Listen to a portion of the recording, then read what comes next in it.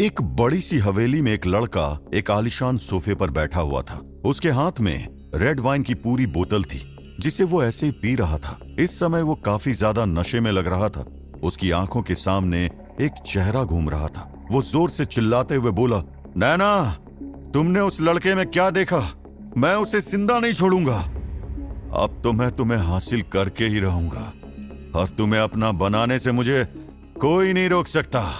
और किसी ने भी हमारे बीच आने की कोशिश की तो मैं उसे जान से मार डालूंगा। इतना कहने के बाद वो जोर जोर से हंसने लगा। वो अनुभव शर्मा था और उसे बर्दाश्त नहीं हो रहा था कि नैना किसी लड़के के साथ है। अभी नैना अथर्व से बात कर ही रही थी, तभी उसका फोन रिंग होने लगा। उसने उस कॉल को इग्नोर कर दिया। तभी नैना का फोन दोबारा रिंग होने लगा। अथर्व ने कहा, एक बार देख तो लो किसका फोन है। नैना ने कहा, जरूर घर से ही होगा, मैं उन सभी को अच्छे से जानती हूं। पर उसने अथर्व की बात को इग्नोर करना ठीक नहीं समझा, इसलिए उसने अपना फोन हाथ में लिया और डिस्प्ले पर एक अननोन नंबर देखा तो उसे समझ नहीं आया कि यह किसका नंबर है। नैना ने कॉल रिसीव की, तभी दूसरी तरफ से आवाज आई, क्या आप मिस नैना बोल रही हैं? नैना ने कहा, जी कहिए, मैं ही आपसे बात कर रही हूं। तभी दूसरी तरफ से आवाज आई, मिस नैना, हमारे एक कंसल्टेंट ने आपका रिज्यूमे दिया था जो कि हमें काफी पसंद आया। क्या आप सिंघानिया ग्रुप में हेड मैनेजर की पोस्ट पर जॉब करना चाहती हैं? हमारी कंपनी के ऑफर के अकॉर्डिंग आपको एक आलीशान बंगला रहने के लिए दिया जाएगा, एक लग्जरी गाड़ी और कुछ गार्ड्स भी दिए जाएंगे। अगर आपको हमारा ऑफर स्वीकार है तो आप हमें सोच समझकर बता सकती हैं। तभी नैना ने कहा, क्या आप हमें अपना सलाहकार का नाम बता सकते हैं जिसने मेरा रिज्यूम आप तक पहुंचाया? तभी दूसरी तरफ से आवाज आई, उस एम्प्लॉय का नाम अथर्व है और उन्होंने सुबह ही आपका रिज्यूम पोस्ट किया था। हमें नहीं पता था कि आप गोल्ड मेडलिस्ट भी हैं। ये सुनकर नैना हैरान रह गई थी कि उसे इतनी बड़ी कंपनी में इतनी ऊंची पोस्ट मिल रही थी। उसकी खुशी का ठिकाना नहीं था क्योंकि उसे कंपनी की तरफ से एक बंगला भी दिया जा रहा था। नैना ने कहा, मुझे आपका ऑफर मंजूर है और मैं कल ही कंपनी में आकर सारी फॉर्मेलिटी पूरी कर दूंगी, लेकिन इस वक्त मुझे आपसे थोड़ी सी हेल्प चाहिए। अगर हो सके तो क्या आप मुझे बंगले का एड्रेस और चाबी अभी मेरे पास तक पहुंचा सकते हो? दूसरी तरफ से आवाज आई, मिस नैना, आपके पास थोड़ी देर में हमारा आदमी पहुंच जाएगा। बस आप इस नंबर पर अपना एड्रेस सेंड कर दो ताकि हमारे कंपनी के आदमी को कोई परेशानी ना हो। कल आप आकर हमारी कंपनी में कॉन्ट्रैक्ट साइन कर सकती हो। इतना कहकर दूसरी तरफ वाले आदमी ने कॉल डिस्कनेक्ट कर दी थी। कॉल डिस्कनेक्ट होने के बाद नैना ने कहा, तुमने मुझे नई कंपनी खोलने के पैसे भी दिए और फिर मेरे लिए सिंघानिया ग्रुप में बात भी की है। अथर्व ने अपने आप से ही कहा, मुझे खुद नहीं पता ये सब कैसे हुआ, लगता है फैमिली के लोगों को पता चल गया होगा। तभी नैना बोली, तुम किस सोच में हो? नैना की बात सुनकर अथर्व ने कहा, मैंने तो तुम्हारे सामने दो चॉइस रखी थी। जब तुम मुझसे जॉब के लिए बोल रही थी तो मैंने अपने मैनेजर से बात कर ली थी। नैना ने कहा, अभी मेरे लिए जॉब करना ठीक होगा, जब मुझे अच्छे से एक्सपीरियंस हो जाएगा तो मैं खुद की बहुत बड़ी कंपनी खोलूंगी। नैना और अथर्व पैदल चलते हुए एक रेस्टोरेंट में पहुंच गए थे। नैना ऐसे अपनी फैमिली को छोड़ने की वजह से उदास थी, पर वो अथर्व के बारे में सुन सुनकर परेशान हो गई थी। उसे कुछ पुराना टाइम याद आ जाता था और यही वजह थी कि आज तक उसने अथर्व से कुछ नहीं कहा। उसके दिमाग में हमेशा उसका पास्ट चलता रहता था, पर उसे समझ में नहीं आता था कि वो ये बात अथर्व को कैसे बताए। अग्रवाल फैमिली में नैना के घर छोड़कर चले जाने से विजय अग्रवाल बहुत ज्यादा गुस्से में थे। उन्होंने सोचा नहीं था कि उनकी बेटी ऐसे घर छोड़कर चली जाएगी। वैसे तो वो थोड़ा लालची थे और नैना की जॉब भी चली गई थी, इसलिए उन्हें कोई खास फर्क नहीं पड़ा, पर वो इसलिए परेशान थे कि नैना उस बेवकूफ लड़के के साथ अपनी लाइफ में आगे बढ़ना चाहती है। हजारों लड़के नैना का हाथ मांगने के लिए लाइन में खड़े हैं और उसे सिर्फ उस कंगाल के अलावा कोई दिखाई नहीं देता। विजय अग्रवाल कमरे में अपने आप से ही बड़बड़ा रहे थे। वहीं मनीषा जी हॉल में सोफे पर बैठी हुई थी और उसके आंसू रुकने का नाम नहीं ले रहे थे। उसने नहीं सोचा था कि ऐसा कुछ भी हो जाएगा। तभी शनाया और युग भी नीचे आ गए। युग ने कहा, मॉम, आपको ऐसा नहीं करना चाहिए था और एंगेजमेंट में जो भी हुआ उसमें जीजू की कोई गलती नहीं थी। अगर वो एक कदम नहीं उठाते तो मैं उस लड़के का मुंह तोड़ देता। उनकी हिम्मत कैसी हुई मेरी दीदी के बारे में इस तरह की कमेंट करने की? लेकिन आपने तो उल्टा जीजू को ही सुनाना शुरू कर दिया और देखो, आप लोगों की वजह से नैना दीदी घर छोड़कर चली गई। मनीषा ने कहा, मेरी गलती थी, मुझे अपने ऊपर कंट्रोल रखना चाहिए था। मैंने नहीं सोचा था कि नैना ऐसा कदम उठाएगी। तभी शनाया बोली, मॉम, आप तो अच्छे से जानती हैं दीदी के साथ 4 साल पहले क्या हुआ था, और अब जाकर वो थोड़ी ठीक हुई तो आप लोगों ने उन्हें घर से निकलने पर मजबूर कर दिया। और अगर दीदी अथर्व के बारे में कुछ नहीं बोलती तो इसका मतलब ये थोड़ी है कि वो अथर्व से छुटकारा पाना चाहती है। आपको उनकी फीलिंग्स को समझना चाहिए था। और आप ये क्यों नहीं देखती कि वो अथर्व से ही नहीं बल्कि किसी भी लड़के से कोई बातचीत नहीं करती, वो हमेशा छुपी रहती है। लेकिन आपने गलत ही समझ लिया और देखो आज वो हमें छोड़कर चली गई। शनाया की आंखों में भी आंसू थे। तभी दादाजी ने वहां पर आते हुए कहा, तुम दोनों का बाप पागल हो गया है। मुझे तो शर्म आती है, मेरे बच्चे हैं। दोनों पैसों के लालच में इतने अंधे हो गए हैं कि इन्हें पैसों के आगे अपने बच्चे तक दिखाई नहीं देते। और मनीषा, तुम्हें विजय का साथ नहीं देना चाहिए था। तभी मनीषा बोली, पापा जी, मुझे इस बारे में कुछ नहीं पता था। मैं तो अथर्व से इसलिए गुस्सा थी क्योंकि उसकी वजह से नैना को जॉब से निकाल दिया गया था। तभी दादाजी ने कहा, यह सब शशिकांत और विजय की मिली भगत है। देखना उन्हें अपने इस डिसीजन पर पछतावा होगा। ध्रुव कभी भी बिजनेस को आगे लेकर नहीं जा सकता। उसे पैसे उड़ाने के अलावा कुछ नहीं आता है, और अब तक उसने इस खुशी में ही दुनिया भर का पैसा बर्बाद कर दिया होगा कि वो सीईओ बन चुका है। उससे तुम क्या उम्मीद कर सकते हो? मनीषा ने कहा, मैं नैना से बात करूंगी, वो मेरी बात जरूर मानेगी, वो वापस घर आ जाएगी। तभी दादाजी ने कहा, मुझे भी दुख है उनके इस तरह से जाने का, लेकिन अब उन्हें थोड़ा वक्त दो, और उन्हें भी अपने सही गलत के बारे में पता है। वैसे भी शादी के बाद नैना को अपने हस्बैंड के साथ ही रहना चाहिए। तभी मनीषा बोली, मुझे वो लड़का बिल्कुल भी पसंद नहीं है। वो कैसे हमारी नैना का खर्च उठाएगा?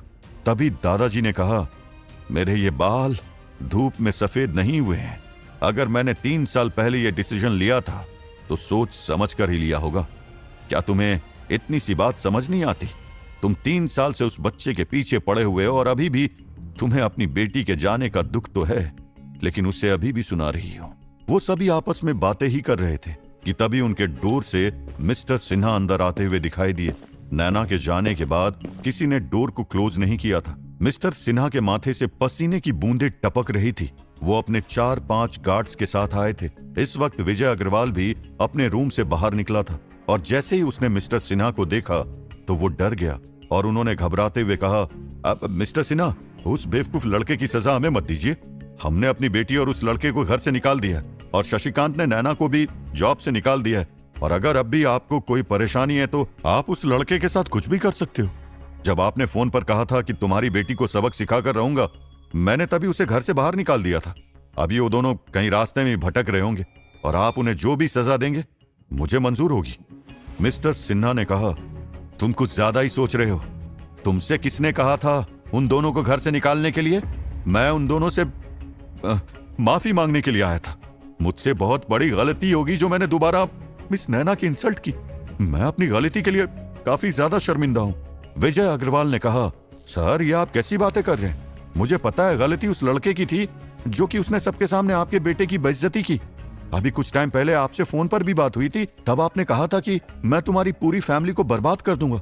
मैंने तभी उन दोनों को घर से बाहर निकाल दिया था। ये सुनकर तो मिस्टर सिन्हा अपना सिर पकड़कर बैठ गए।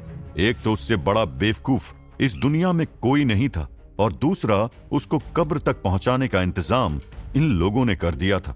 उसे समझ नहीं आ रहा था कि आगे वो क्या करे। तभी शशिकांत भी वहां पर आ गया था, क्योंकि उसने मेंशन के बाहर 4-5 लग्जरी गाड़ियां खड़ी हुई देखी थी।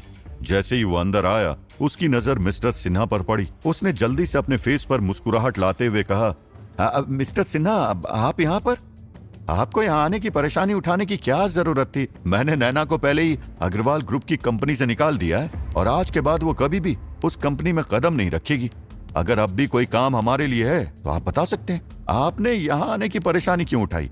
अगर आपको हमसे कुछ काम था तो हम ही वहां पर आ जाते। मिस्टर सिन्हा ने कहा, इस वक्त वो दोनों कहां मिल सकते हैं? मुझे मिस नैना से माफी मांगनी है। ये सुनकर तो शशिकांत और विजय दोनों हैरान रह गए थे, पर युग और शनाया को यह सुनकर कोई खास फर्क नहीं पड़ा, क्योंकि वो पहले भी एक बार ऐसे ही माफी मांगने के लिए आया था और उसके रंग बदल गए थे। शनाया का तो उस आदमी को गाली देने का मन कर रहा था, लेकिन वो ऐसा कर नहीं सकती थी। मिस्टर सिन्हा के फोन रिंग हुए जा रहे थे, लेकिन उसकी हिम्मत नहीं हो रही थी कि वो एक भी कॉल को उठा सके। उसने हाथ जोड़कर विजय से कहा, इस समय नैना बेटी कहां पर मिल सकती है? मेरा उनसे मिलना बहुत ज्यादा जरूरी है। अगर मैंने और ज्यादा टाइम वेस्ट किया तो मेरे पास वेस्ट करने के लिए कुछ बचेगा ही नहीं। विजय ने हड़बड़ाते हुए कहा, मिस्टर सिन्हा, हमें नहीं पता कि इस समय वो बेवकूफ लड़की कहां पर होगी। जब तक उसके साथ वो आदमी है वो उसको पूरी तरह से बर्बाद करके छोड़ेगा। तभी मिस्टर सिन्हा ने कहा, तुम दोनों चुप हो जाओ। तुम्हें समझ नहीं आता कि मैं उनसे माफी मांगने आया हूं और तुम मेरे सामने नैना बेटी को इतना कुछ सुना रहे हो। और याद रखना कि छोड़ूंगा मैं तुम्हें भी नहीं अगर नैना बेटी मुझे नहीं मिली तो। इतना कहकर वो जल्दी से उस मेंशन से निकल गया और उसी रास्ते में आगे बढ़ने लगा जहां पर विजय ने उसे इशारा करके बताया था।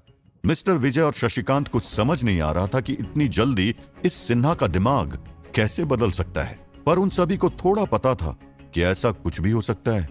मिस्टर विजय ने कहा, आखिर नैना ऐसे किसी बड़े आदमी को जानती है जिसने मिस्टर सिन्हा का यह हाल कर दिया है। मिस्टर विजय अग्रवाल ने शशिकांत को दोहराते हुए कहा, तुमने काफी जल्दबाजी कर दी फैसला लेने में। अगर मिस्टर सिन्हा गुस्सा हो गए तो वो हमारी कंपनी को भी नहीं छोड़ेंगे। शशिकांत ने कहा, भाई मैं ये सोचकर ही तो परेशान हो रहा हूं। मैंने तो सोचा था अगर मैं ऐसा कोई कदम उठाऊंगा तो उससे मिस्टर सिन्हा को खुशी होगी, पर मुझे क्या पता था कि ऐसा कुछ भी हो सकता है। मुझे तो समझ नहीं आ रहा कि अब इस मुसीबत से बाहर कैसे निकला जाए। मिस्टर सिन्हा को पछतावा हो रहा था कि उसने माफी मांगने के बाद भी दोबारा इतनी बड़ी बेवकूफी क्यों की।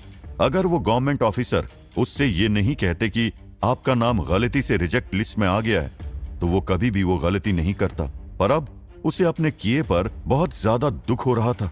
उस लड़के ने कहा भी था कि तुम दोबारा माफी मांगने आओगे, लेकिन मैंने उस लड़की की बात को हल्के में लिया। मिस्टर सिन्हा का 100 करोड़ का नुकसान हो गया था। उसके सिर पर बहुत बड़ा कर्जा हो गया था। वो और उसके आदमी सड़कों पर नैना और अथर्व को ढूंढते हुए आगे बढ़ गए। 1 किलोमीटर दूर एक छोटा सा रेस्टोरेंट था। सिन्हा का एक आदमी वहां पर पानी की बोतल लेने के लिए आया। तभी उसकी नजर 2 लोगों पर पड़ी जो आगे की तरफ जा रहे थे। उसने जल्दी से मिस्टर सिन्हा को फोन किया और उन्हें बताया कि वो लड़की मिल गई है। कुछ ही देर में मिस्टर सिन्हा वहां पर आ गए और वो जल्दी से उस आदमी से बोले कि वो लड़की कहां पर है। तभी उसने थोड़ी दूरी पर इशारा किया। वहां नैना और अथर्व दोनों एक दूसरे का हाथ पकड़कर चल रहे थे। मिस्टर सिन्हा जल्दी से दौड़ते हुए वहां पर गए और उनकी सांसें फूली हुई थी और वो पसीने से नहाए हुए थे। जैसे ही नैना ने उसे देखा तो वो थोड़ा हैरान हो गई, क्योंकि उसे याद आया कि अथर्व ने क्या कहा था। नैना ने कहा, मिस्टर सिन्हा आप यहां पर। अब मिस्टर सिन्हा को समझ में नहीं आ रहा था कि वो किस मुंह से बोले कि वो यहां पर क्यों आया है, लेकिन फिर भी उसने अपने घुटनों पर बैठकर कहा, मुझसे बहुत बड़ी गलती हो गई। अथर्व ने मुस्कुराते हुए कहा, लेकिन तुम तो कुछ और ही बोल रहे थे और मैं तो अभी भी तुम्हारी वार्निंग सुनकर डरा हुआ हूं। तभी मिस्टर सिन्हा ने कहा, मुझसे पूछो डर क्या होता है। मेरी बेवकूफी की वजह से मेरा सब कुछ बर्बाद हो गया। मैं कर्ज में डूब चुका हूं। अगर मिसेस नैना आपने मेरी हेल्प नहीं की तो मैं अपनी जान दे दूंगा। नैना ने कहा, फोन पर तो आपने कहा था कि आप दोबारा माफी नहीं मांगेंगे। तभी मिस्टर सिन्हा ने कहा, मैं किसी की बातों में आ गया था जो मैंने ऐसी बेवकूफी की, और वैसे भी मेरा सब कुछ बर्बाद हो चुका है। मुझे मेरी गलती की सजा मिल चुकी है। मैं भूल गया था कि मैं आज यहां तक का सफर कितनी मेहनत से पूरा किया था, लेकिन मेरी और मेरे बेटे की बेवकूफियों ने सब कुछ बर्बाद कर दिया। अब मुझे अक्ल आ चुकी है। आगे से मैं कभी भी किसी को परेशान नहीं करूंगा। हाँ। नैना को उस आदमी को देखकर इरिटेशन हो रही थी। नैना ने कहा, अब तुम्हारे साथ जो भी होगा उसमें मैं कुछ नहीं कर सकती, और मैं तो एक घटिया लड़की हूं। तुम मुझे सबक सिखाने वाले थे ना। यह सुनकर मिस्टर सिन्हा ने अपना सिर पकड़ लिया। नैना ने कहा, अब तुम यहां से जा सकते हो। वहीं एक आदमी काफी देर से किसी को फोन कर रहा था और वो एक पेड़ के पीछे छुपा हुआ था। मास्टर विक्रम ने फोन उठाया और गुस्से में कहा, क्या परेशानी है जो तुम बार बार फोन कर रहे हो। वो आदमी बहुत ज्यादा डर गया। उसने अपने आप से ही कहा, वैसे तो इन्हें 1-1 मिनट की अपडेट चाहिए, और जब फोन करता हूं तो ऐसे चिल्लाते हैं जैसे कि मैंने उनकी लड़की का हाथ मांग लिया। तभी विक्रम ने कहा, तुम्हें सुनाई नहीं दिया मैंने क्या कहा। वो आदमी घबराते हुए बोला, अब बॉस आपके लिए खुशखबरी है। उन दोनों में नजदीकियां बढ़ चुकी है और उन्होंने अग्रवाल मेंशन तक छोड़ दिया है। मास्टर विक्रम ने हंसते हुए कहा, तुम्हारी किस्मत अच्छी है जो तुम बच गए। अगर इस वक्त कोई अच्छी खबर नहीं होती तो तुम मेरे हाथों से मारे जाते। पहला पड़ाव खत्म हुआ।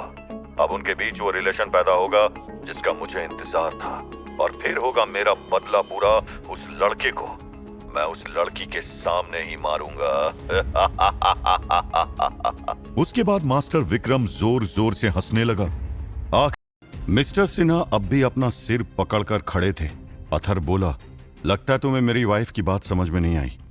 तभी मिस्टर सिन्हा बोले, मिस्टर सिंघानिया, इसमें मेरी गलती नहीं है। कोई था जिसने मुझे ऐसा करने के लिए कहा था। यह सुनते ही अथर्व की आंखें छोटी हो गई। वह हैरान था।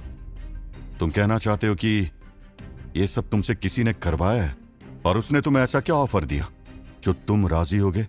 क्योंकि मुझे नहीं लगता तुम्हारे पास किसी भी चीज की कमी है। नैना का ध्यान भी मिस्टर सिन्हा की तरफ चला गया।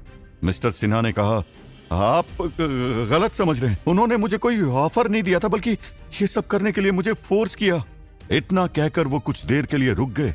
फिर उन्होंने बोलना शुरू किया, जब मैं 2 दिन पहले ऑफिस माफी मांगकर लौट रहा था तो मेरे पास लीगल डिपार्टमेंट से कॉल आई। उन्होंने कहा कि उन्हें मिसअंडरस्टैंडिंग हो गई थी। उसके बाद मैं घर के लिए निकल गया, लेकिन तभी मेरे पास किसी का फोन आया। उन्होंने मुझे वार्निंग दी कि अगर मैंने मिसेस नैना को सबक नहीं सिखाया तो वो मेरे बेटे की कुछ गलत फोटोज और वीडियोस वायरल कर देंगे, जिससे उसकी पूरी लाइफ बर्बाद हो जाएगी। अपने बेटे के कारनामों को देखकर मैं डर गया था, क्योंकि उन्होंने जो वीडियो मेरे पास भेजे थे वो इतने वाहियात थे कि मैं आप लोगों को बता भी नहीं सकता। इसलिए मुझे फोन करके आप लोगों को वो सब बोलना पड़ा। अथर्व ने पूछा, क्या तुम्हें उनके बारे में कुछ पता है जिन्होंने तुमसे ये सब करने के लिए कहा? तभी मिस्टर सिन्हा ने कहा, मैं उनके बारे में ज्यादा कुछ नहीं जानता, लेकिन उन लोगों ने आप पर नजर रखी हुई है। मैं इस वक्त फंस चुका हूं और मुझे अब आप लोगों से ही उम्मीद है। अगर आपने मुझे माफ कर दिया तो मुझे थोड़ी तो राहत मिलेगी। नैना ने कहा, ठीक है मिस्टर सिन्हा, आप यहां से जा सकते हैं, लेकिन आगे से आपने कोई भी ऐसी गलती की तो शायद आपको सड़कों पर ही भीख मांगनी पड़े। ये सुनकर मिस्टर सिन्हा ने चैन की सांस ली और वहां से निकल गए। वो और ज्यादा उनको परेशान नहीं करना चाहते थे। मिस्टर सिन्हा के वहां से जाने के बाद अथर्व ने नैना से कहा, तुमने फिर से उसे माफ कर दिया? तभी नैना बोली, मैं उसको 1 मिनट भी बर्दाश्त नहीं कर पा रही थी, और वैसे भी अगर उन्होंने मजबूरी में यह सब किया है तो उन्हें एक चांस देने में कोई बुराई नहीं है। और तुम तो हालात जानती हो, एक तो घर वालों ने दिमाग खराब किया हुआ, ऊपर से इन्हें भी आज ही आना था। इसलिए मैंने उन्हें जाने के लिए बोला, और अगर ये दोबारा कुछ करते हैं तो तुम हो ना इन्हें सबक सिखाने के लिए। और मुझे पता है तुमने अपने उसी फ्रेंड की हेल्प ली होगी, अब तुमको उसे भी पैसे वापस कर देने चाहिए। मैं तो वैसे भी जॉब करने वाली हूं। ये सब बातें करते हुए नैना को अग्रवाल ग्रुप की याद आ गई और वो थोड़ा अपसेट हो गई। तभी अथर्व ने कहा, जब तुम उससे मिलोगी तो खुद ही पैसे वापस कर देना, और ये उदासी तुम्हारे चेहरे पर बिल्कुल भी अच्छी नहीं लगती। नैना ने कहा, कुछ ही दिनों में मैं फिर से नॉर्मल हो जाऊंगी। कुछ देर बाद अथर्व को कुछ याद आया। वो बोला, तुम मेरे साथ आओ। अथर्व ने नैना का हाथ पकड़ा और उसे एक रेस्टोरेंट में ले गया। अथर्व ने जाते हुए अपने आप से ही कहा, तुम्हें अग्रवाल ग्रुप चाहिए ना, तो वो तुम्हें बहुत जल्द मिलेगा। एक छोटी सी चीज के लिए मैं तुम्हें उदास नहीं देख सकता। उन्होंने एक कॉर्नर वाली सीट ली और बैठकर एक दूसरे से बातें करने लगे। अथर्व ने 2 कॉफी ऑर्डर कर दी थी। अथर्व के दिमाग में यही चल रहा था कि ये लोग कौन है जो नैना के पीछे पड़े हैं। उसने अपने आप से ही कहा, अब मुझे ही कुछ करना होगा। बहुत हुआ ये चूहे बिल्ली का खेल। अगर किसी की वजह से मेरी नैना को एक खरोच भी आई तो मैं उसकी जिंदगी मौत से बदतर बना दूंगा। कुछ देर बाद 2 लग्जरी गाड़ियां जो ब्लैक कलर की थी उस छोटे से रेस्टोरेंट के सामने आकर रुकी। पिछली वाली गाड़ी से एक आदमी उतरा। उसने ब्लैक सूट पहना हुआ था और उसके हाथ में कुछ चाबियों के गुच्छे थे। सामने वाली गाड़ी के ड्राइवर ने गाड़ी से उतरकर जल्दी से अपनी गाड़ी की चाबी भी उस ब्लैक सूट वाले लड़के के हाथ में दे दी। वो लड़का देखने में काफी हैंडसम और चार्मिंग था। उसकी पर्सनैलिटी किसी सुपरस्टार से कम नहीं थी। वो लड़का बिल्कुल युग की तरह ही मस्कुलर था और उसकी उम्र भी ज्यादा नहीं थी। वो अभी कॉलेज ही जाता होगा। वो लड़का जल्दी से अंदर गया और वहां पर उसे कोई नहीं दिखाई दिया, लेकिन तभी उसने देखा कि पीछे की तरफ भी कुछ लोग जा रहे हैं। वो भी पीछे की तरफ चला गया। उस रेस्टोरेंट के पीछे एक और पार्टीशन था। इतनी आलीशान गाड़ी से उतरने के बावजूद उस लड़के को इस चीप रेस्टोरेंट को देखकर बिल्कुल भी बुरा नहीं लगा। उसकी नजरें हर तरफ ऐसे घूम रही थी जैसे कि वो वहां पर बैठे सभी लोगों को स्कैन कर रहा हो। तभी उसकी नजर 2 चेहरों पर गई। उन्हें देखकर उस लड़के के चेहरे पर एक स्माइल आ गई। उसकी आंखें थोड़ी सी नम हो गई थी, लेकिन उसने अपने आंसुओं पर कंट्रोल कर लिया। वो बिजली की तेजी से उन लोगों के पास गया। उसने नैना और अथर्व के सामने जाकर कहा, मिस नैना, आपसे मिलकर काफी अच्छा लगा। उस लड़के को देखकर अथर्व के चेहरे पर 12 बज गए थे और नैना वो नहीं जानती थी कि ये कौन है।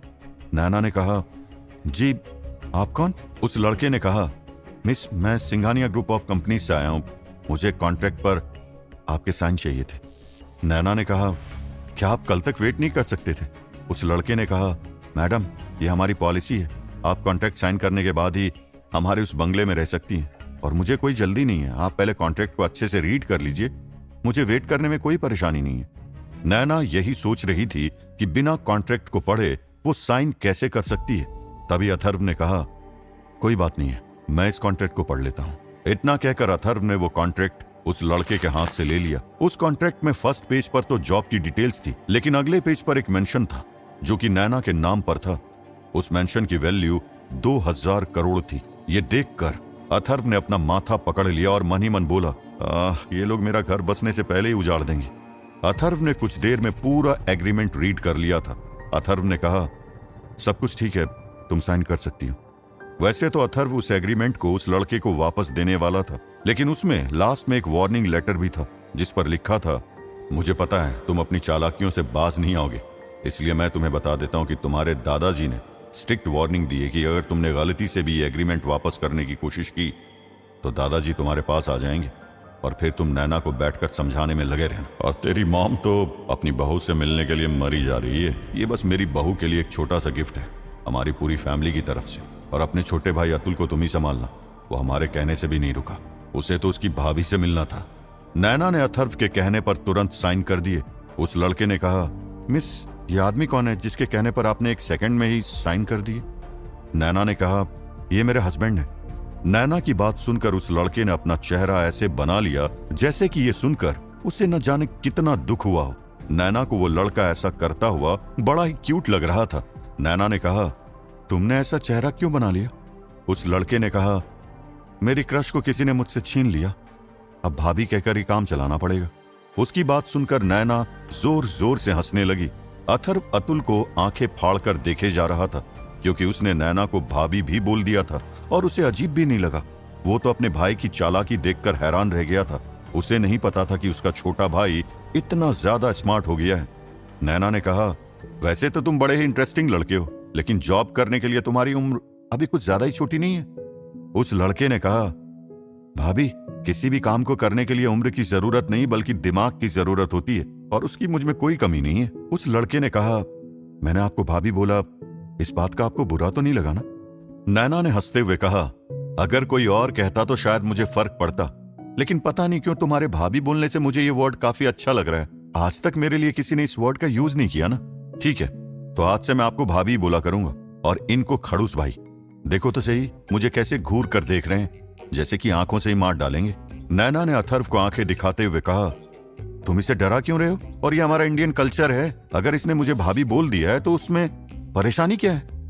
ये सुनकर तो अतुल को इतनी खुशी हुई कि पूछो ही मत। उसके चेहरे की स्माइल और भी बड़ी हो गई थी। ठीक है भाभी, ये लीजिए बंगले की चाबी और ये कार की चाबी, अब मुझे चलना चाहिए। वो जाना तो नहीं चाहता था, पर उसका फोन बार बार रिंग हो रहा था और उसे अच्छे से पता था ये किसकी कॉल हो सकती है। उसने कहा, आप लोग एंजॉय कीजिए, मुझे अब चलना चाहिए। इतना कहकर वो वहां से निकल गया। उन दोनों ने खाना पहले ही खा लिया था।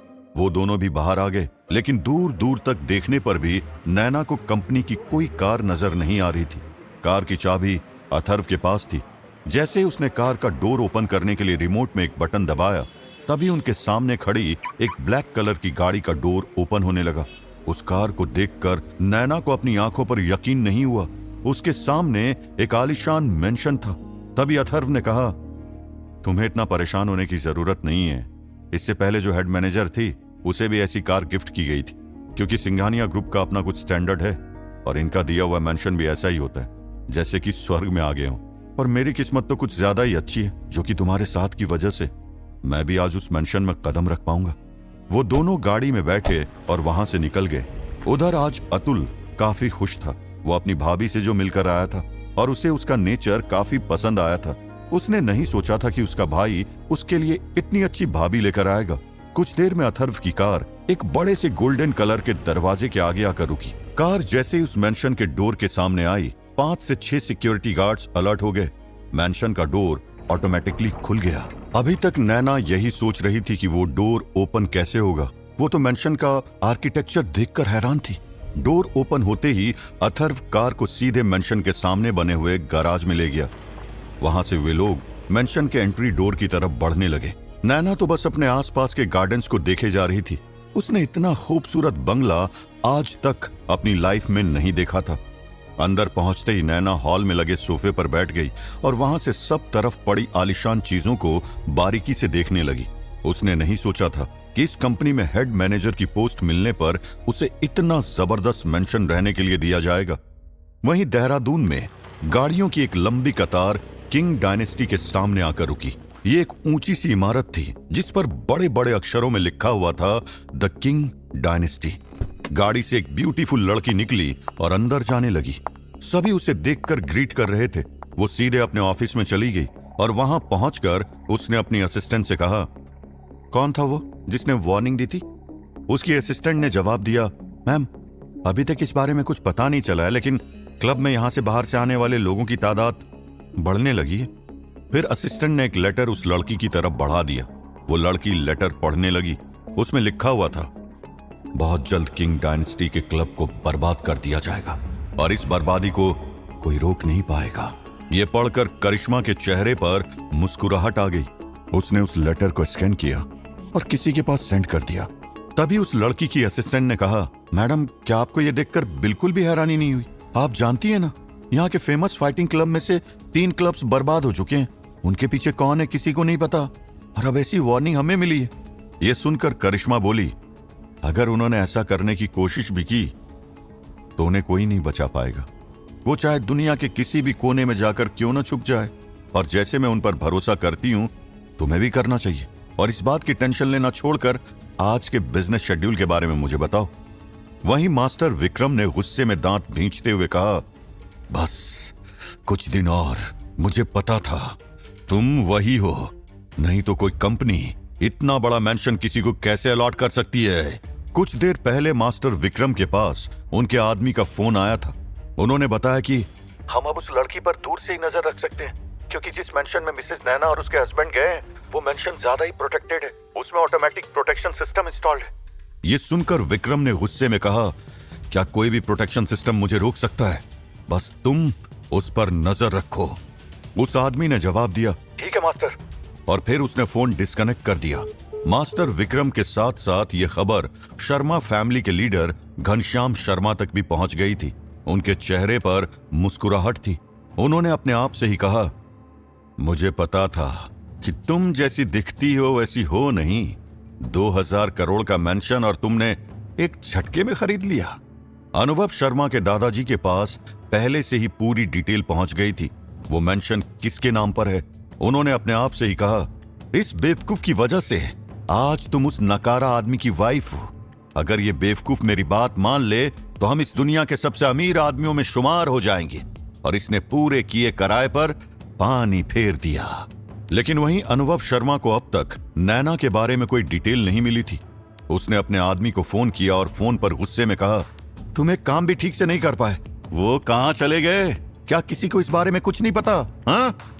तभी उसके आदमी ने घबराते हुए कहा, सर मैंने बताया ना, अब तक उनकी कोई डिटेल नहीं मिली है और मुझे समझ नहीं आ रहा है कि उनकी तलाश कहां पर की जाए, क्योंकि विजय अग्रवाल ने तो उन्हें घर से निकाल दिया है। लेकिन सर एक जरूरी बात है, इस बारे में आपके दादाजी को जरूर पता होगा। अनुभव शर्मा ने कहा, तुम्हें क्या लगता है कि मैं उनके पास जाऊंगा?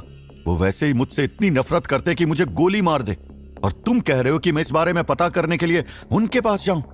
तुम ये सोच भी कैसे सकते हो? अब फोन रखो, नहीं तो कहीं मेरा सारा गुस्सा तुम पर ही न उतर जाए। इतना कहकर अनुभव शर्मा ने गुस्से में फोन काट दिया। वहीं अथर्व नैना के साथ हॉल में बैठा हुआ था। तभी उसके फोन पर राजवीर का फोन आया। उसने कॉल रिसीव की और खड़े होकर थोड़ी दूर चला गया। राजवीर ने कहा, बॉस हमने उसे उठा लिया और उसने बताया कि मास्टर विक्रम सही समय का इंतजार कर रहे हैं। फोन कट गया। अथर्व कोने में खड़ा नैना की तरफ मुड़ा और काफी देर तक उसे देखता रहा। उनकी छोटी सी दुनिया कितनी मुसीबतों से घिरी थी। अथर्व, किसका फोन है? जब अथर्व कुछ देर के लिए वापस नहीं आया तो नैना ने उसे आवाज लगाई। अथर्व ने कहा, सिंघानिया ग्रुप से फोन था, मेरे लिए कंपनी की तरफ से कोई अपडेट थी। नैना बोली, तुम्हारे पास ये नया फोन कहां से आया? अथर्व ने कहा, मुझे 2 दिन पहले कंपनी से गिफ्ट मिला था। वो नैना से बातें कर ही रहा था कि उसके फोन पर एक नोटिफिकेशन आई। जब उसने फोन की स्क्रीन देखी तो उसके माथे पर अचानक तनाव आ गया। नैना ने यह नोटिस किया। उसने पूछा, क्या हुआ? अथर्व ने अपना फोन तुरंत जेब में रखते हुए कहा, कुछ भी नहीं, बताओ, तुम्हें यह मेंशन पसंद आया? नैना समझ गई, लेकिन उसने इस बात पर स्ट्रेस नहीं दिया। वो बोली, अथर्व, ये कुछ ज्यादा नहीं हो गया? इतना आलीशान मेंशन कोई अपने एम्प्लॉय को कैसे दे सकता है? ऊपर देखो, कितना बड़ा झूमर लगा हुआ है। मुझे तो इस झूमर को देखकर लग रहा है जैसे कि यही 10-15 लाख का होगा। अथर्व ने कहा, मुझे इस चीज के बारे में ज्यादा नहीं पता। मुझसे ज्यादा तो तुम इस बारे में बता सकती हो, लेकिन तुमने एक चीज देखी, इतने बड़े मेंशन में कोई नौकर चाकर नहीं है। और मैं एक बार पुराने हेड मैनेजर के साथ उनके मेंशन भी जा चुका हूं, वो भी बिल्कुल ऐसा ही था। उसकी सैलरी भी करोड़ों में थी। नैना ने कहा, पर मुझे यह समझ में नहीं आ रहा है कि उन्होंने मुझे इतनी बड़ी पोस्ट के लिए क्यों सेलेक्ट किया? अथर्व ने कहा, जो बिजनेस में गोल्ड मेडलिस्ट है उसे भला कौन अपनी कंपनी में नहीं लेना चाहेगा? उसके क्रिएटिव आइडियाज किसे पसंद नहीं होंगे? उन बेवकूफों को क्या पता कि उन्होंने जिस हीरे को खो दिया है उसी की चमक से वो इतने ज्यादा चमक रहे थे। उन्हें एक दिन अपनी गलती का एहसास होगा और उन्हें समझ आ जाएगा कि उन्होंने तुम्हें कंपनी से निकालकर कितनी बड़ी भूल की थी। नैना ने जैसे ही ये सुना, उसके चेहरे की हल्की सी मुस्कुराहट भी गायब हो गई। वो नीचे की तरफ देखने लगी। अथर्व को दुख हुआ कि उसने ऐसे अग्रवाल कंपनी का नाम लिया। वो नैना के पास आकर बोला, सॉरी, मुझे ये नहीं बोलना चाहिए था। नैना अब अथर्व की आंखों में देख रही थी। तुम्हें और क्या क्या पता है मेरे बारे में? अथर्व मुस्कुराने लगा। उसने कहा, मम्मी जी रोज मुझे ताने मारते वक्त तुम्हारे बारे में 8-10 बातें तो बता ही देती थी। अब अंदाजा लगा लो, पिछले 3 सालों में मुझे तुम्हारे बारे में कितना कुछ पता चला होगा। जैसे कि तुमने किस स्पोर्ट्स में कौन सी ट्रॉफी जीती है, जैसे कि तुमने 12th क्लास में पूरे स्टेट में टॉप किया था, और ये भी कि तुम खाना काफी अच्छा बनाती हो। तुम्हें क्रिकेट देखने का भी बहुत शौक है, और शॉपिंग, हाँ, वो तो तुम्हें बिल्कुल भी पसंद नहीं है। पर ये सब मम्मी जी का कहना है। मेरी सोच इससे थोड़ी अलग है। मुझे पता है कि तुम भी हमेशा से शॉपिंग करना चाहती थी, जैसे और लड़कियां करती हैं, अपने हस्बैंड या बॉयफ्रेंड के पैसे से, राइट? ये सुनकर नैना ने अपना सिर झुका लिया और एक गहरी सांस ली। उसकी हिम्मत नहीं हो रही थी कि वो अथर्व से आंख मिलाए।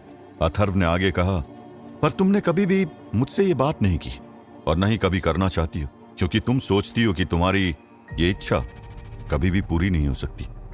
अथर्व की बात सुनकर नैना थोड़ी हैरान थी, क्योंकि ये सच था कि वो यही बातें सोचती थी। लेकिन जब वो अथर्व को देखती थी तो उसका मन बिल्कुल शांत हो जाता था और उसे एहसास होता था कि उसकी ये इच्छाएं कभी पूरी नहीं हो सकती। अथर्व ने कहा, मैं तुम्हें बहुत जल्द शॉपिंग कराने के लिए लेकर चलूंगा, और उस दिन तुम जिस चीज पर हाथ रखोगी वो चीज तुम्हारी होगी। ये तुम्हारे हस्बैंड का तुमसे वादा है। नैना ने अथर्व को इतना सीरियस कभी नहीं देखा था। अथर्व की बातों से वो इतना तो समझ गई थी कि अथर्व उसे दुनिया में सबसे ज्यादा जानता है। नैना ने अथर्व से कहा, तुम्हें परेशान होने की कोई जरूरत नहीं है, और अब तो मेरी अच्छी खासी जॉब भी लग गई है, और देखो, तुम तो मेरे लकी चार्म हो। तुम्हारे साथ खाली हाथ अपना घर छोड़ा था, लेकिन वहां से हम कितनी जल्दी इतने आलिशान मेंशन में आ गए, जिसमें हम अपना वक्त शांति से गुजार सकते हैं। बस एक कमी है, शनाया और युग हमारे बिना कैसे रह रहे होंगे? अथर्व ने कहा, हम उनसे मिलने के लिए जा सकते हैं। नैना ने कहा, बस थोड़ा सा वक्त चाहिए, इसकी भी आदत पड़ जाएगी। अगर मेरी शादी तुमसे न हुई होती तो मुझे वो घर काफी पहले छोड़ना पड़ जाता। तो फिर अब मुझे उनके लिए ज्यादा परेशान नहीं होना चाहिए। कुछ दिनों में वो भी मेरे बिना रहना सीख जाएंगे, और वैसे भी उनके साथ तो पूरी फैमिली है। कभी कभार वीकेंड पर हम उनसे मिल लिया करेंगे। और हाँ, अगर मुझे ये जॉब नहीं भी मिलती तो भी मैंने हम दोनों के लिए कुछ सेविंग्स की हुई थी, जिनसे हम एक छोटा सा घर तो ले ही सकते थे और उसमें खुशी खुशी रह सकते थे। अथर्व की खुशी का ठिकाना नहीं था। उसे तो पता ही नहीं था कि नैना ने उसके साथ लाइफ बिताने के सपने पहले ही देख रखे थे। अथर्व ने उससे कहा, अगर मैं तुमसे कहूं कि तुम्हारा कभी जॉब से दिल भर जाए, या तुम्हारा भी और लड़कियों की तरह किटी पार्टी, घूमने फिरने और शॉपिंग करने का मन करे, तो तुम मुझे बता सकती हो, मैं सब कुछ अरेंज कर लूंगा। नैना ने कहा, कहीं मुझे अच्छी लाइफ देने के लिए उल्टा सीधा काम तो नहीं करने लगे? अथर्व ने कहा, मैं कभी भी कोई गलत काम नहीं करूंगा। नैना मुस्कुराई और बोली, वो लड़का जो आज रेस्टोरेंट में मिला था कुछ ज्यादा ही कम उम्र का नहीं था। मुझे समझ में नहीं आया कि इतनी छोटी एज का लड़का कैसे इतनी बड़ी कंपनी में काम कर सकता है। अथर्व ने कहा, तुम उसके बारे में कुछ ज्यादा ही नहीं सोच रही। हो सकता है वो किसी का काम करने के लिए वहां पर आया हो, या उसका कोई फैमिली वाला हो जिसकी जगह पर उसे आना पड़ा। क्योंकि उसे सिर्फ चाबी और कुछ डॉक्यूमेंट्स पर साइन ही तो चाहिए थे। नैना ने कहा, तुम ठीक कह रहे हो, पर मुझे तो ये भी नहीं समझ आ रहा कि हम इतने बड़े मेंशन में किस रूम में सोएंगे। अथर्व ने कहा, सारे रूम्स को चलकर देख लेते हैं, जो तुम्हें पसंद आए उसी में सो जाएंगे। नैना ने कहा, तुम्हें बड़ी जल्दी है मेरे साथ सोने की। अथर्व ने कहा, यही तो टाइम होता है जब तुम मेरी नजरों के सामने होती हो। नैना ने कहा, अब तो मैं रोज तुम्हारी नजरों के सामने ही रहने वाली हूं, यहां भी और सिंघानिया ग्रुप में भी। उसके बाद नैना और अथर्व ऊपर चले गए। जब वो ऊपर के रूम में गई तो उस रूम को देखकर उसकी आंखें फटी की फटी रह गई। उस कमरे का इंटीरियर बहुत ज्यादा मॉडिफाइड था। उसमें सीलिंग पर ऐसी ऑटोमेटिक लाइट्स लगी हुई थी जिससे ऐसा लग रहा था कि सभी चांद सितारे या यूं कहें कि सारा आसमान उनकी छत पर उतर आया हो। लाइट्स के शैडो ऐसे लग रहे थे जैसे बादल भी चांद के साथ उनके आंगन में आ गए हैं। नैना ने लाइट्स ऑफ की और वो जाकर बेड पर लेट गई। उसकी आंखें नम हो गई थी क्योंकि उसे अपनी फैमिली की याद आ रही थी। जब अथर्व ने नैना को उदास देखा तो वो उसके साथ जाकर लेट गया। उसने नैना को अपनी बाहों में कसकर पकड़ा और बोला, मैं हमेशा तुम्हारे साथ रहूंगा। नैना भी उसके हाथ पर सिर रखकर सो गई। सोते सोते वो बड़बड़ाने लगी, मुझे आप लोगों से ये उम्मीद नहीं थी। और अभी तुम इतने इनोसेंट कैसे हो सकते हो? क्या तुम्हें औरों की बातों का बुरा नहीं लगता? मुझे तुम बहुत पसंद हो और तुम कभी भी मुझे छोड़कर मत जाना। मैं कभी भी तुमसे कोई डिमांड नहीं करूंगी। उसकी बातों को सुनकर अथर्व के चेहरे पर मुस्कान आ गई। वो भी बड़े आराम से सो गया। सुबह अथर्व की आंखें 5 बजे खुली। नैना भी साथ में उठ गई। सुबह उठते ही अथर्व तैयार हुआ और बाहर जाने लगा। उसे देखकर नैना कंफ्यूज हो गई। इतनी सुबह सुबह, वो भी इतनी जल्दी में? कहां जा रहे हो अथर्व? तभी उसे याद आया कि अथर्व तो रोज सुबह युग के साथ एक्सरसाइज करता था। ओह, एक्सरसाइज? लेकिन आज तो युग नहीं है, तुम अकेला एक्सरसाइज कैसे करोगे? आइडिया, आज से मैं तुम्हारे साथ एक्सरसाइज करूंगी क्योंकि मुझे भी तुम्हारी तरह स्ट्रांग बनना है। यह सुनकर अथर्व के चेहरे पर मुस्कुराहट आ गई। नैना ने यह सब अथर्व के चेहरे पर मुस्कुराहट देखने के लिए ही तो बोला था। सिर्फ 1 घंटे की एक्सरसाइज के बाद ही नैना कुछ थकी सी लगने लगी थी। पसीने की महीन परत उसके चेहरे पर एक कोमल सी चमक बिखेर रही थी और उसकी गर्माहट ने अथर्व को मदहोश कर दिया था। आज अथर्व अपनी वाइफ से काफी इंप्रेस हुआ था। जिस काम को करने की वो ठान लेती थी उसमें वो पूरी तरह से खो जाती थी। ऐसा ही आज ट्रेनिंग प्रैक्टिस में भी हुआ था। पैर पर एक हल्की सी चोट आने के बावजूद उसने एक्सरसाइज नहीं रोकी। उसे पता नहीं था कि अथर्व की फाइटिंग स्किल इतनी जबरदस्त होगी, क्योंकि वो एक एक बात बड़ी बारीकी से नैना को समझा रहा था। एक्सरसाइज करते हुए नैना को एक घटना याद आई। वो सपना था या सच, पता नहीं। एक लड़की बहुत जोर से दौड़ रही थी और उसके हाथ में एक तलवार थी जिससे खून टपक रहा था। बहुत से लोग उसके आगे आगे दौड़ रहे थे जैसे उससे बचकर भाग रहे हों। वो घबराए हुए थे और उनकी गिनती एक एक करके कम हो रही थी। तभी अचानक उस लड़की की क्रूल सी आवाज सुनाई दी, क्वीन के हेल में तुम्हारा स्वागत है। और एक एक करके वो सभी जमीन पर गिरते चले गए।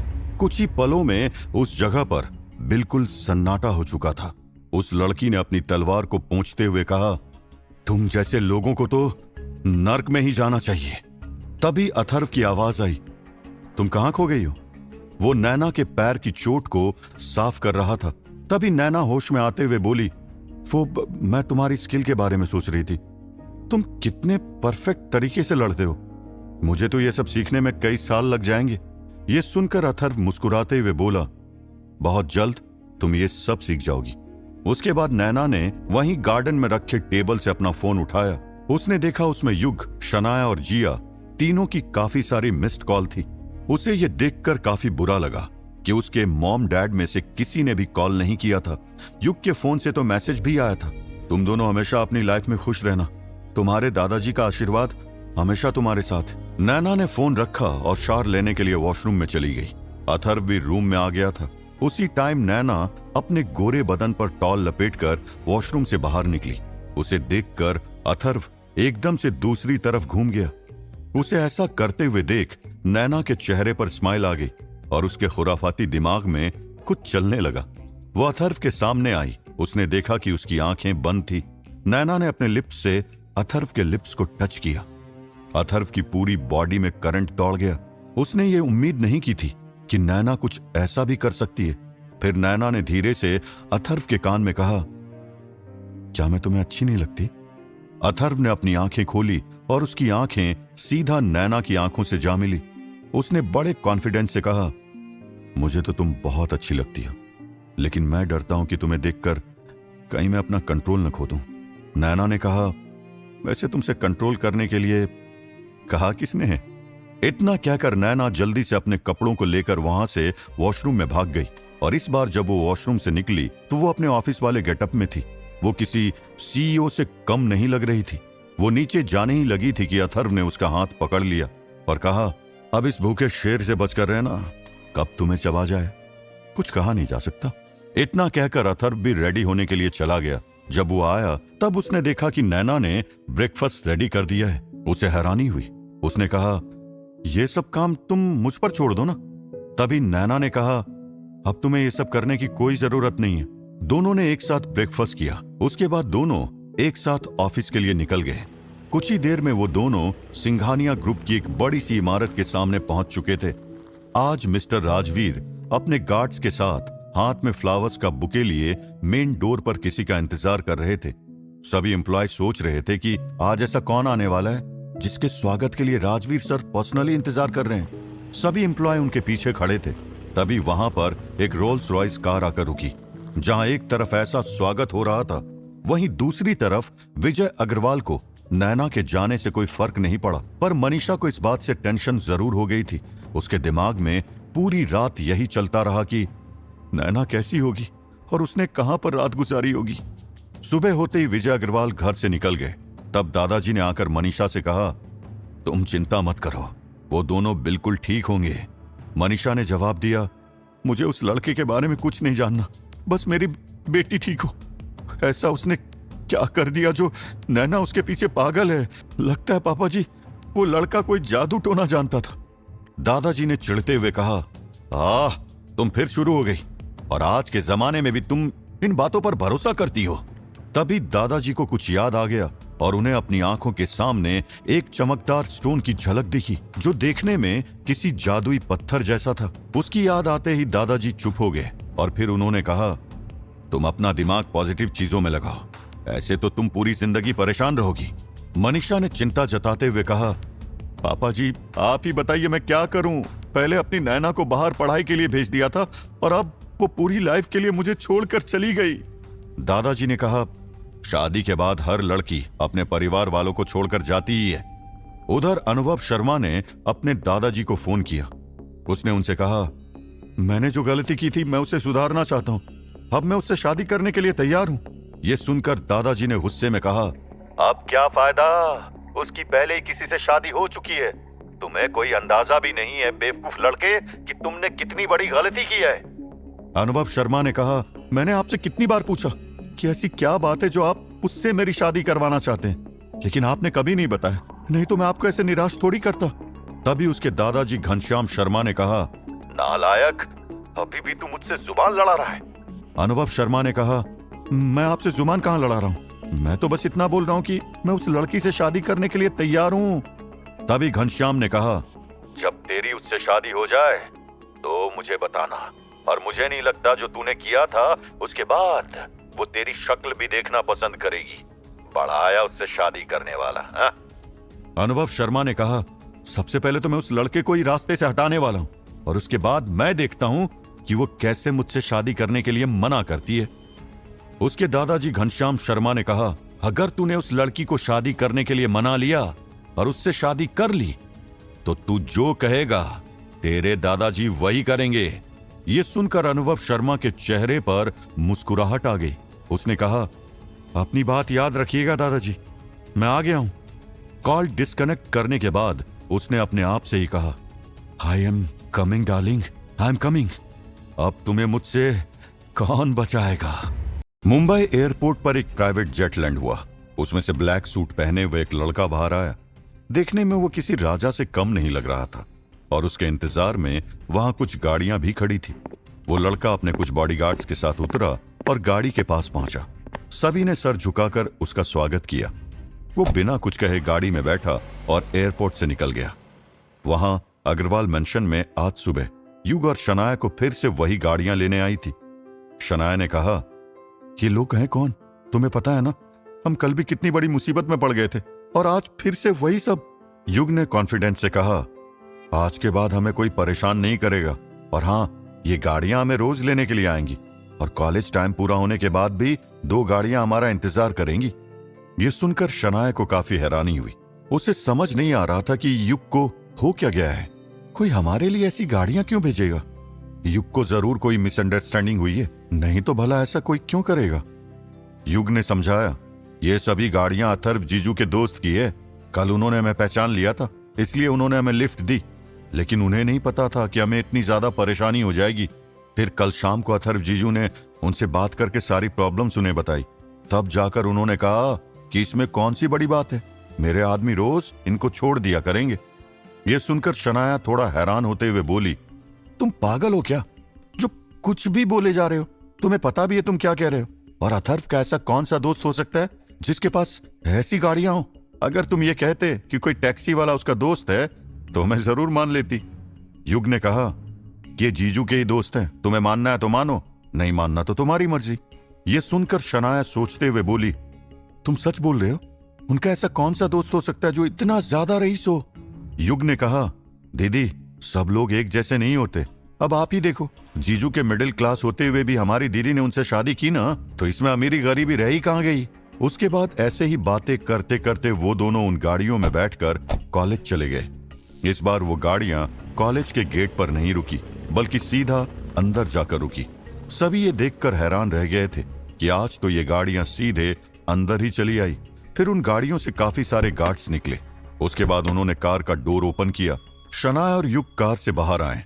यहां तक कि कॉलेज के चेयरमैन को भी हायर ऑफिशियल से वार्निंग मिली थी कि उनके कॉलेज में बच्चों को परेशान किया जाता है और आगे से ये परेशानियां दोबारा नहीं होनी चाहिए, नहीं तो उनके कॉलेज का लाइसेंस कैंसिल कर दिया जाएगा। जब उन्होंने इन्वेस्टिगेशन की तब उन्हें पता चला कि आखिर चल क्या रहा था। चेयरमैन को सुबह ही ये बात पता चली थी कि सोशल मीडिया से सभी स्टूडेंट्स के अकाउंट बैन कर दिए गए हैं। इस बात से पूरे कॉलेज में अफरा तफरी मच गई थी। किसी को भरोसा नहीं हो रहा था कि इतना पावरफुल आदमी कौन हो सकता है जिसने ये सब किया होगा। किसी को भी इस बात की खबर नहीं थी कि युग और शनाया दोनों के सोशल अकाउंट बैन नहीं हुए थे। आज वैसे ही सभी स्टूडेंट्स का माइंड अपसेट था और अपने सामने युग और शनाया को ऐसी लग्जरी कार से आते हुए देखकर वो लोग और भी ज्यादा चिढ़ गए थे। उन्होंने उनके आते ही उनके बारे में उल्टे सीधे कमेंट्स पास करने शुरू कर दिए। लेकिन इस बार जो गार्ड्स युग और शनाया के साथ आए थे वो सिर्फ उन्हें कॉलेज तक छोड़ने नहीं आए थे, उन्होंने कुछ कॉलेज स्टूडेंट्स को धर दबोचा। ये देखकर बाकी स्टूडेंट्स घबरा गए। उन्हें यकीन नहीं हो रहा था कि ऐसा भी कुछ हो सकता है। चेयरमैन ने जल्दी से सिचुएशन को संभालते हुए कहा, अब अगर किसी ने भी इन बच्चों के साथ कोई बदतमीजी की तो उसे कॉलेज से रेस्ट्रिकेट कर दिया जाएगा और ये मेरी पहली और आखिरी वार्निंग है। इसके बाद सीधा एक्शन लिया जाएगा। इसके बाद वहां माहौल एकदम ठंडा पड़ गया। किसी ने भी ऐसी उम्मीद नहीं की थी कि आज चेयरमैन भी बच्चों के बीच में आ जाएंगे, नहीं तो हमेशा सभी टीचर्स और पूरा स्टाफ ऐसे मैटर्स से दूर ही रहता था। वहां पर शांति हो गई थी तो गार्ड उन्हें छोड़कर चले गए। शनाया को आज मन ही मन खुशी हो रही थी कि आज उनकी इंसल्ट नहीं हुई। वो बोली, थैंक गॉड, जीजू का कोई ऐसा दोस्त भी है। तभी युग ने उसके सिर पर हाथ मारा और कहा, तो उसको कब से जीजू कहने लगी हैं? शनाया के चेहरे पर अपने आप ही इस बेवकूफी के लिए स्माइल आ गई थी। उसके बाद वो दोनों अपना अपना लेक्चर अटेंड करने के लिए चले गए और किसी ने भी उनसे कुछ नहीं कहा। कॉलेज के सभी स्टूडेंट सोच रहे थे कि ऐसा कौन है जो इन दोनों के लिए इतनी गाड़ियां भेजता है। शहर में कुछ गिने चुने लोग थे जो ऐसी गाड़ियों को अफोर्ड कर सकते थे, इसलिए कोई भी अंदाजा नहीं लगा पा रहा था कि आखिर ये चल क्या रहा है। उधर राजवीर ने सारी तैयारी की हुई थी। एक बड़ी सी इमारत के सामने एक लग्जरी गाड़ी आकर रुकी। उसमें से अथर्व ड्राइविंग सीट से उतरा और उसने जल्दी से कार का बैक डोर ओपन किया। कार में से काफी ब्यूटीफुल लड़की बाहर निकली। नैना को कोई एक बार देख लेता तो उसके दिल में यही ख्याल आता कि कोई इतना ब्यूटीफुल कैसे हो सकता है। यही वजह थी कि नैना को हमेशा सतर्क रहना पड़ता था। राजवीर अपने गार्ड्स के साथ आगे आया और उसने एक फ्लावर्स का बुके नैना के हाथों में दिया और कहा, मिस नैना, आपका सिंघानिया ग्रुप ऑफ कंपनीज में स्वागत है। नैना ने उम्मीद नहीं की थी कि उसका ऐसा वीआईपी वेलकम होगा। मिस नैना ने बड़े कॉन्फिडेंस से मिस्टर राजवीर से हाथ मिलाया और कहा, मैंने उम्मीद नहीं की थी क्या आपसे इतनी जल्दी दोबारा मुलाकात होगी? राजवीर ने बुके नैना को देते हुए कहा, यह हमारे चेयरमैन की तरफ से आपके लिए है। नैना को थोड़ा ऑकवर्ड फील हुआ। ये देखकर राजवीर ने कहा, मिस, हमारे चेयरमैन सभी सीनियर एम्प्लॉयज का ऐसे ही वेलकम करते हैं। वो टैलेंट की काफी रिस्पेक्ट करते हैं और इसलिए आपको इस बुके से कोई परेशानी नहीं होनी चाहिए। अथर्व ने कहा, मिस, हमारे ग्रुप के चेयरमैन काफी अच्छे इंसान हैं। ये सुनकर नैना के चेहरे पर स्माइल आ गई और उसने जल्दी से वो बुके ले लिया, क्योंकि उसे अपने हस्बैंड की मंजूरी तो मिल चुकी थी। सभी एम्प्लॉयज खड़े होकर देख रहे थे कि आखिर ये लड़की कौन है और मिस्टर राजवीर इसकी इतनी रिस्पेक्ट क्यों कर रहे हैं। सीनियर एम्प्लॉयज तो ये सोच रहे थे कि इस बच्ची की उम्र भी ज्यादा नहीं, आखिर ये किस पोस्ट पर अपॉइंट हुई होगी। राजवीर ने सभी एम्प्लॉयज के सामने आकर मिस नैना का इंट्रोडक्शन देते हुए कहा, इनका नाम मिस नैना है और आज से ये हमारे सिंघानिया ग्रुप की हेड मैनेजर हैं। ये सुनकर सभी के पैरों के नीचे से जमीन खिसक गई, क्योंकि अभी कुछ दिन पहले ही एक सीनियर एम्प्लॉय हेड मैनेजर की पोस्ट से रिटायर हुए थे। उसके बाद उस पोस्ट पर काफी लोगों की नजर थी और कुछ तो सपना देख बैठे थे कि उन्हें ये मौका मिलेगा, लेकिन आज उनकी जगह पर एक छोटी सी लड़की को देखकर उन्हें काफी ज्यादा गुस्सा आया, पर वो मिस्टर राजवीर के सामने कुछ कह नहीं सके। मिस नैना का इंट्रोडक्शन देने के बाद मिस्टर राजवीर सबको लेकर आगे बढ़े ही थे कि तभी एक आदमी ने कहा, सर, आपने इस लड़के का इंट्रोडक्शन तो दिया ही नहीं। ये सुनकर राजवीर को समझ नहीं आया कि वो एकदम से क्या जवाब दे। अथर्व ने भी ये नहीं सोचा था कि ऐसा कुछ हो सकता है। नैना भी उन दोनों को ऐसे देख रही थी जैसे कि पूछ रही हो कि ये सब क्या चल रहा है, क्योंकि अथर्व ने तो उसे बताया था कि वो इस कंपनी में एक एडवाइजर है और अब उसे पता चल रहा था कि उन लोगों को अथर्व के बारे में कुछ पता ही नहीं है। तभी मिस्टर राजवीर ने कहा, क्या मैंने इससे पहले किसी को भी आपसे इंट्रोड्यूस करवाया? ये सुनकर सभी चुप हो गए। मिस्टर राजवीर ने कहा, मिस नैना को आपसे इंट्रोड्यूस करवाना जरूरी था, लेकिन ये थोड़ी है कि मुझे आप सभी से बाकी लोगों को भी इंट्रोड्यूस करवाना पड़ेगा। इतना कहकर वो वहां से निकल गए। लिफ्ट में मिस्टर राजवीर ने कहा, मैडम, ये हमारे एडवाइजर हैं, लेकिन ये बात हम सभी को नहीं बता सकते। कुछ बातें कंपनी में ऐसी होती हैं जो हम सिर्फ एडवाइजर से ही कंसल्ट करके उस पर विचार विमर्श करते हैं। अब जाकर नैना को पूरी बात समझ आई। उसे खुशी हुई कि जिसको उसके घर में एक नौकर से ज्यादा कुछ नहीं समझा जाता था, वो आज ऐसी इंपॉर्टेंट पोस्ट पर था जिससे इतनी बड़ी कंपनी किसी भी मैटर पर सलाह लेती थी। यह सुनकर उसकी आंखों में चमक आ गई थी। इस समय वो अपने हस्बैंड पर काफी ज्यादा प्राउड फील कर रही थी। मिस नैना ने कहा, तो आपने इसलिए उस दिन हमारी हेल्प की थी? तभी मिस्टर राजवीर बोले कि मिस नैना, उस दिन आपने सच में प्राइज जीता था, उसमें मैंने कोई हेल्प नहीं की थी। और हाँ, मिस्टर अथर्व ने हमें बता दिया था कि आपका और इनका रिलेशन यहाँ डिस्क्लोज नहीं होना चाहिए, इसलिए मैं आपको यहाँ पर मिस कहकर ही बुलाऊंगा। मिस्टर राजवीर ने कहा, मिस नैना, अगर आपकी परमिशन हो तो मैं आपसे एक बात कह सकता हूँ? मिस नैना ने कहा, बोलिए सर, आप क्या कहना चाहते हैं? मिस्टर राजवीर ने कहा, क्यों ना अथर्व को आपके असिस्टेंट की पोस्ट पर अपॉइंट कर दिया जाए। एक तो इससे आप भी कंफर्टेबल रहेंगी और किसी से ये बात सीक्रेट भी नहीं रखनी पड़ेगी कि ये हमारे सीक्रेट एडवाइजर हैं। मिस नैना, आप तो समझती हैं कि एक एडवाइजर किसी भी कंपनी के लिए कितना इंपॉर्टेंट होता है। नैना ने कहा, सर, ये पॉसिबल नहीं हो सकता, क्योंकि मैं नहीं चाहती कि मेरी वजह से अथर्व को कुछ भी सुनना पड़े, और आप तो हम दोनों के रिलेशन के बारे में जानते ही हैं। तभी अथर्व ने कहा, नैना, राजवीर सर सही तो कह रहे हैं, कोई ना कोई तो तुम्हारा असिस्टेंट बनेगा ही, तो लोग सबको बातें सुनाएंगे। और इसमें सबसे अच्छी बात यह रहेगी कि अगर लोग कुछ भी उल्टा सीधा कहेंगे तो तुम्हें ज्यादा फर्क नहीं पड़ेगा, लेकिन मेरी जगह पर कोई दूसरा आदमी होगा तो तुम्हें ऐसी बातें अच्छी नहीं लगेगी, क्योंकि तुम तो कंपनी के एम्प्लॉयज के बारे में जानती हो। नैना ने कहा, अगर तुम्हें मेरे साथ कोई प्रॉब्लम नहीं है तो मुझे भी कोई परेशानी नहीं है। यह सुनकर अथर्व के चेहरे पर स्माइल आ गई, क्योंकि अथर्व की नजरें कुछ लोगों पर थी जो कुछ दिनों से नैना को फॉलो कर रहे थे। ऐसे में अथर्व नैना को अकेले नहीं छोड़ सकता था। अगर वो उसका असिस्टेंट बनकर रहता तो उसे किसी बात का डर नहीं रहेगा, वो हर समय नैना के साथ रहेगा। ये बातें सोचकर ही अथर्व ने यह प्लान बनाया था और पहले ही राजवीर को इसके बारे में बता दिया था। उसने जैसा सोचा था बिल्कुल वैसा ही हुआ। वहां राजवीर ने नैना को उसका कैबिन दिखाया और उसके बाद अथर्व और नैना दोनों अंदर चले गए। राजवीर ने कहा, मैंने कुछ इंपॉर्टेंट फाइल्स आपके टेबल पर रखवा दी है, आप उन्हें एक बार रीड कर लीजिए, फिर मैं आपको इनके बारे में अच्छे से समझा दूंगा। इतना कहकर वो वहां से चले गए।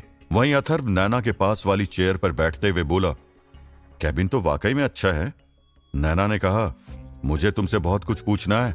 अगर तुम इतनी अच्छी जॉब करते थे तो तुम्हारा पैसा कहाँ जाता था? तुमने तो आज तक कभी भी घर में 1 रुपया तक नहीं दिया। ये सुनकर अथर्व ने मुस्कुराते हुए कहा, क्या आज तक कभी भी किसी ने मुझसे कोई पैसा मांगा? क्या तुम्हें याद है कि पिछले 3 सालों में किसी ने मुझसे कोई हेल्प मांगी हो जो पैसों से रिलेटेड हो? बस सभी सुबह होते ही सुनाना शुरू कर देते थे और रात तक सुनाते ही रहते थे। ये सुनकर नैना चुप हो गई और उसने अपने आप से ही कहा, बात तो ये बिल्कुल ठीक कह रहा है, क्योंकि आज तक किसी ने इससे कोई रुपए मांगे ही नहीं और हमेशा यही कहते थे कि इस कंगाल के पास कहां से पैसे आएंगे। ये बातें सोचकर नैना को दुख हुआ और उसे अपनी बेवकूफी पर भी शर्म आई, क्योंकि उसने भी तो अथर्व को हमेशा यूजलेस समझा था। वहीं अग्रवाल मैंशन के सामने कुछ गाड़ियां एक साथ आकर रुकी। सभी गाड़ियां एक से बढ़कर एक लग्जूरियस थी। उन गाड़ियों से गार्ड्स के साथ एक आदमी उतरा और सीधा अग्रवाल मैंशन में नैना का नाम चिल्लाते हुए चला गया। मनीषा ने बाहर आकर देखा कि कौन है जो उसकी बेटी का नाम ऐसे ले रहा है। वो जल्दी से मेन डोर की तरफ गई। तभी उसकी नजर एक जाने पहचाने चेहरे पर गई, जिसे देखकर वो हैरान रह गई। उन्हें समझ नहीं आ रहा था कि ये लड़का अब यहाँ क्या करने के लिए आया है। उसने जल्दी से कहा, तुम इतने सालों बाद यहाँ? आज तुम्हें नैना की याद कैसे आई? मनीषा की आंखों में गुस्सा साफ साफ दिखाई दे रहा था। उस लड़के के बॉडीगार्ड्स के हाथों में काफी सारे गिफ्ट्स थे, लेकिन मनीषा को उनसे कोई फर्क नहीं पड़ा। तभी पीछे से विजय अग्रवाल बोलते हुए आए, मनीषा कौन है?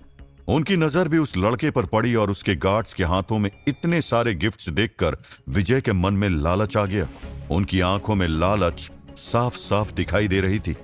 मनीषा ने कहा, आप ही देख लीजिए, पता नहीं ये कौन सा मुंह लेकर हमारे घर में आया है और पता नहीं हमारी बेटी का नाम किस हक से ले रहा है। तभी विजय अग्रवाल ने कहा, मनीषा तुम क्या बेवकूफों वाली बातें कर रही हो? ये लड़का इतने दिनों बाद हमारे घर आया है।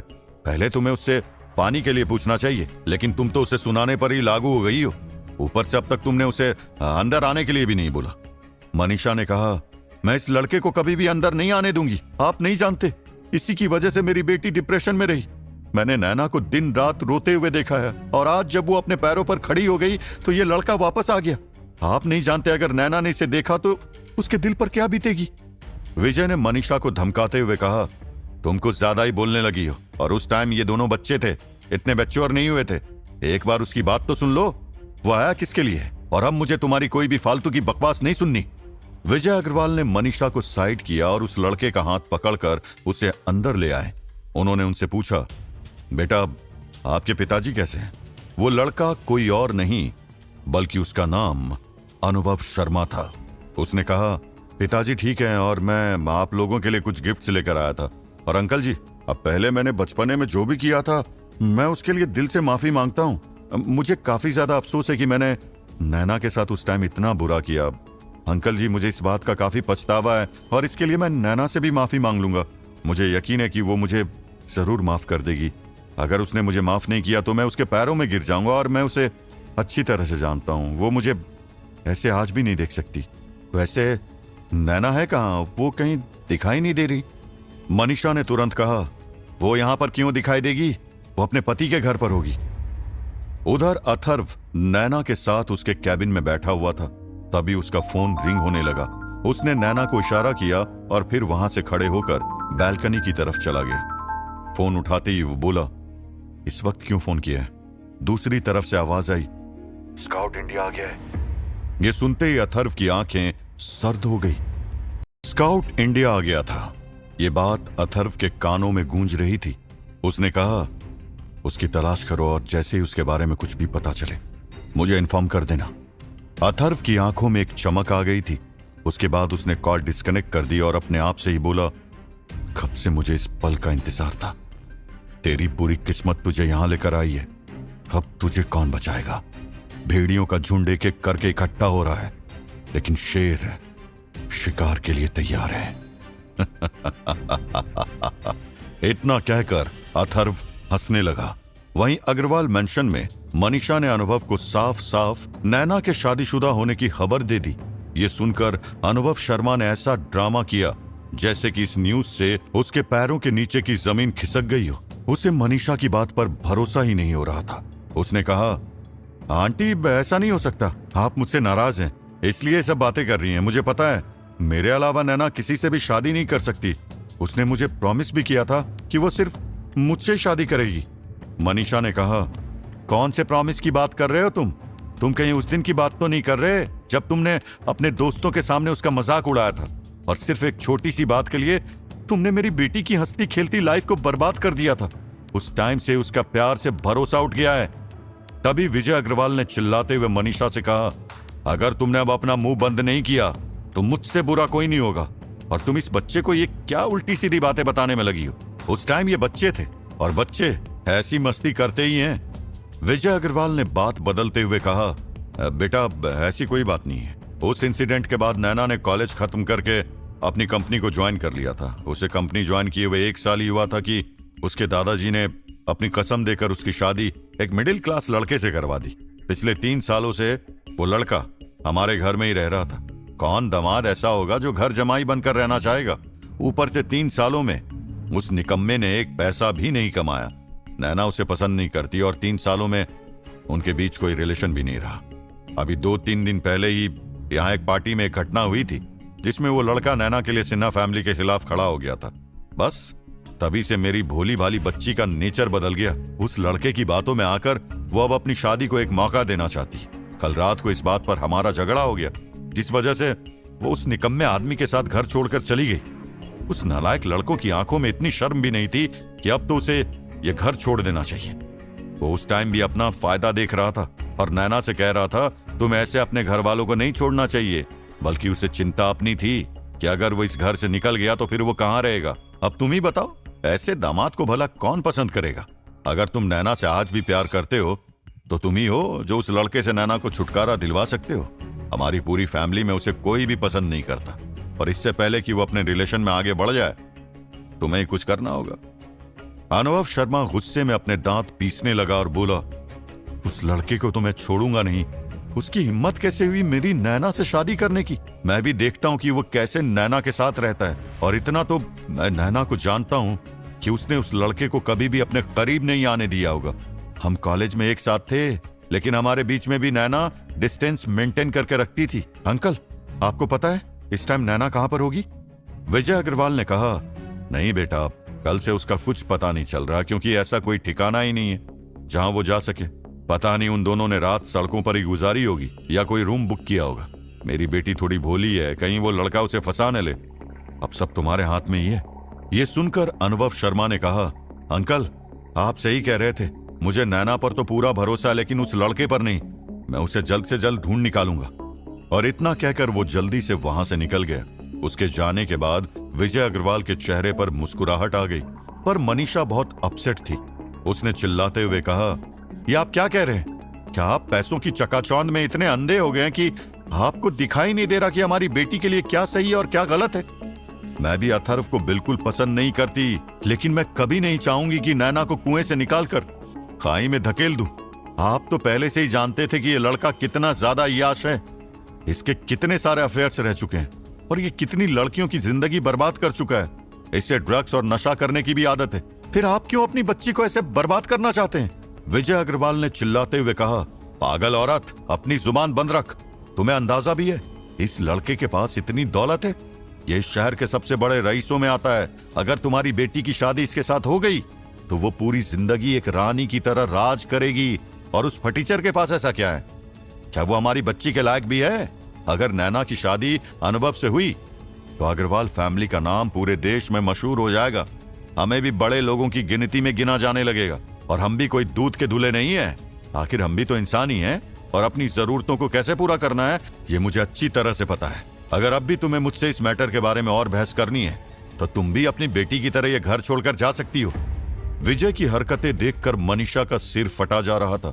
उसने उम्मीद नहीं की थी कि विजय पैसों के लिए इतना अंधा हो जाएगा कि उसे अपनी बेटी को बेचने तक में शर्म नहीं आएगी। वो गुस्से में अपने कमरे में चली गई, पर विजय वहीं बैठकर अनुभव के लाए हुए गिफ्ट्स को देखने लगा। एक से बढ़कर एक महंगे गिफ्ट्स थे। इनमें से एक तो काफी महंगी डायमंड वॉच थी। उधर मनीषा को समझ नहीं आ रहा था कि वो किससे हेल्प मांगे। तभी उसके दिमाग में अथर्व का ख्याल आया, क्योंकि अथर्व वही था जो नैना के साथ खड़ा था और बाकी सभी ने तो अपने हाथ खड़े कर दिए थे। उसने अथर्व का कॉन्टेक्ट नंबर डायल किया। रिंग जाने के बाद अथर्व ने कॉल रिसीव की और कहा, कहिए मम्मी जी, कुछ काम था?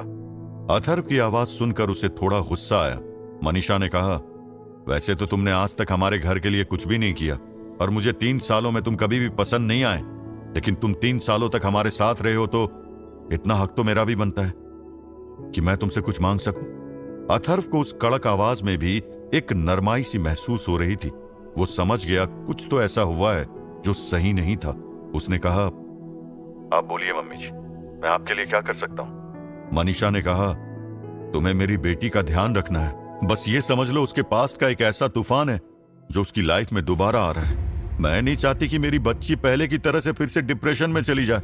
मैंने इतने सालों बाद अपनी बच्ची के चेहरे पर खुशी देखी है और मैं नहीं चाहती कि उसे कोई दूसरा बर्बाद करे।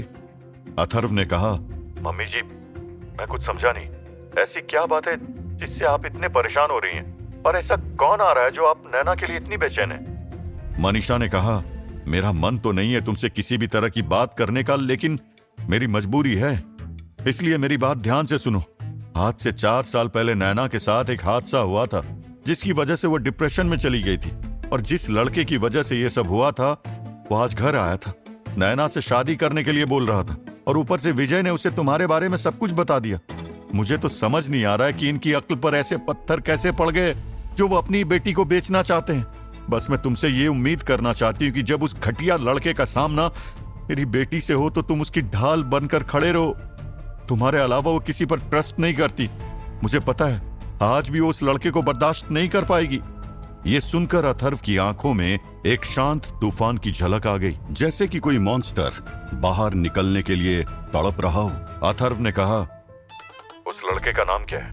मनीषा ने कहा, वैसे तो वो लड़का तुम्हारी पहुंच से बाहर है, पर पता नहीं मेरा मन हुआ ये सब तुम्हें बताने का, इसलिए मैंने तुमको बता दिया। वो लड़का शर्मा फैमिली का वारिस है और उस लड़के का नाम है अनुभव शर्मा।